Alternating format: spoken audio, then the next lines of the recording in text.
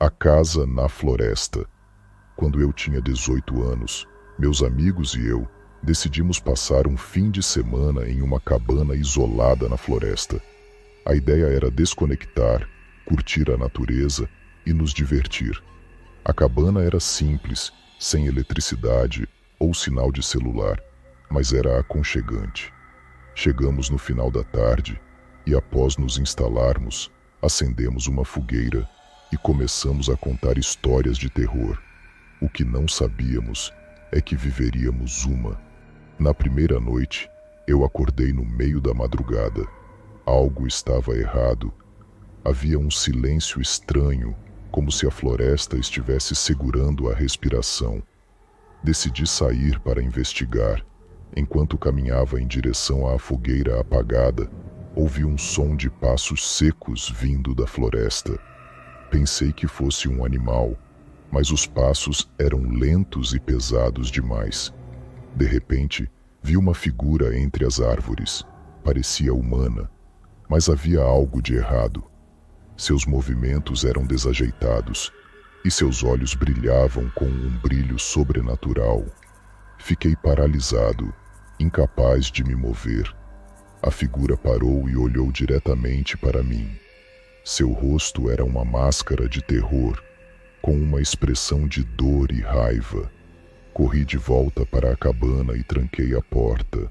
Acordei meus amigos, contando o que havia visto. Eles tentaram me acalmar, dizendo que eu devia estar sonhando, mas eu sabia que não era um sonho. Naquela noite ficamos todos acordados, ouvindo os passos ao redor da cabana. O som persistiu até o amanhecer, quando finalmente cessou. No dia seguinte encontramos marcas de pegadas ao redor da cabana, profundas e estranhas. Decidimos partir imediatamente, abandonando nosso plano de fim de semana. Desde então, evito florestas e cabanas isoladas. Aquela noite me mostrou que há coisas na escuridão que nunca devemos desafiar. A voz na noite.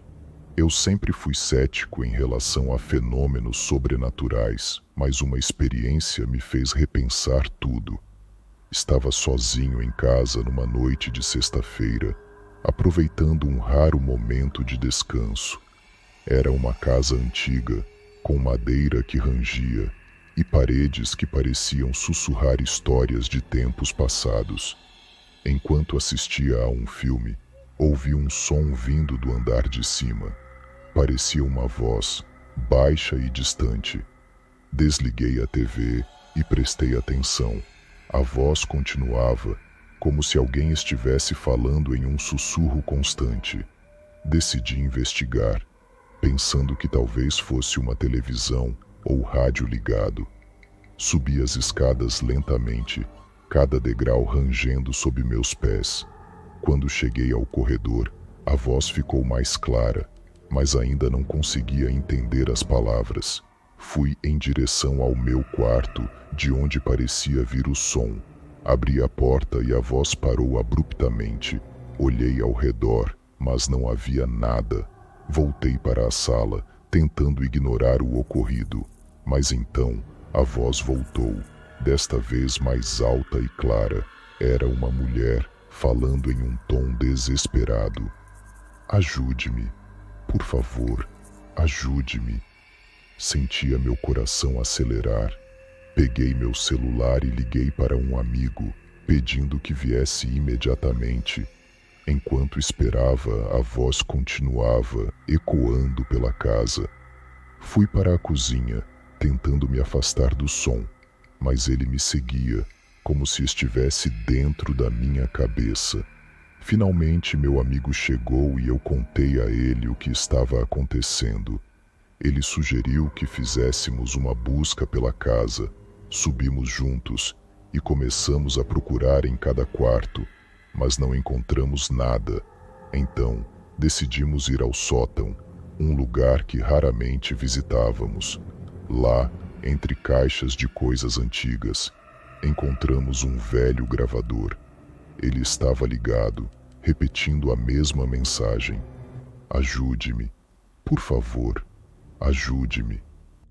Desligamos o gravador, mas o mistério não terminou ali.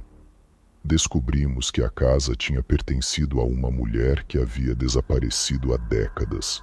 A polícia nunca encontrou seu corpo e o caso foi arquivado. Desde aquela noite, a voz na noite ainda me assombra. Não sei se era apenas uma coincidência ou algo mais sinistro, mas nunca mais me senti seguro naquela casa. O visitante noturno. Era uma noite de inverno particularmente fria e eu estava sozinho em casa. Meus pais tinham viajado para visitar parentes e eu decidi ficar para aproveitar o tempo para estudar. Por volta da meia-noite, enquanto lia um livro na sala, ouvi 3 batidas fortes na porta da frente. Achei estranho, pois ninguém deveria estar ali àquela hora. Fui até a porta e, ao olhar pelo olho mágico, não vi ninguém. Abri a porta lentamente e o frio cortante da noite entrou, mas não havia sinal de qualquer visitante. Fechei a porta e voltei para a sala, tentando ignorar o desconforto crescente.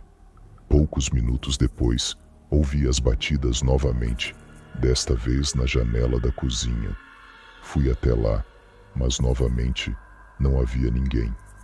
O medo começou a tomar conta de mim. Decidi trancar todas as portas e janelas e liguei a televisão para tentar me distrair. Então, ouvi passos vindos do andar de cima. Meu coração quase parou.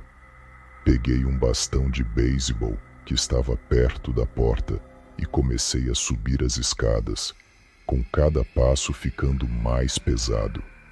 Os passos continuavam, ecoando pelo corredor. Quando cheguei ao topo das escadas, os passos pararam. Fui de quarto em quarto, mas não encontrei nada. Quando entrei no meu quarto, vi algo que me gelou o sangue.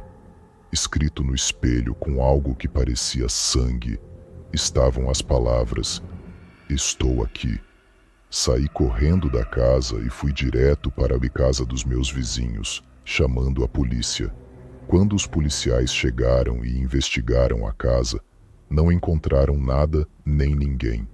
Nenhum sinal de arrombamento, nenhuma pista de quem poderia ter feito aquilo. Eles disseram que poderia ser uma brincadeira de mau gosto, mas eu sabia que era algo mais. Desde aquela noite, nunca mais fiquei sozinho em casa. Não sei quem ou o que era o visitante noturno, mas a lembrança daquelas batidas e da mensagem no espelho ainda me assombra. E todas as noites, antes de dormir, me certifico de trancar cada porta e janela, temendo que ele possa voltar.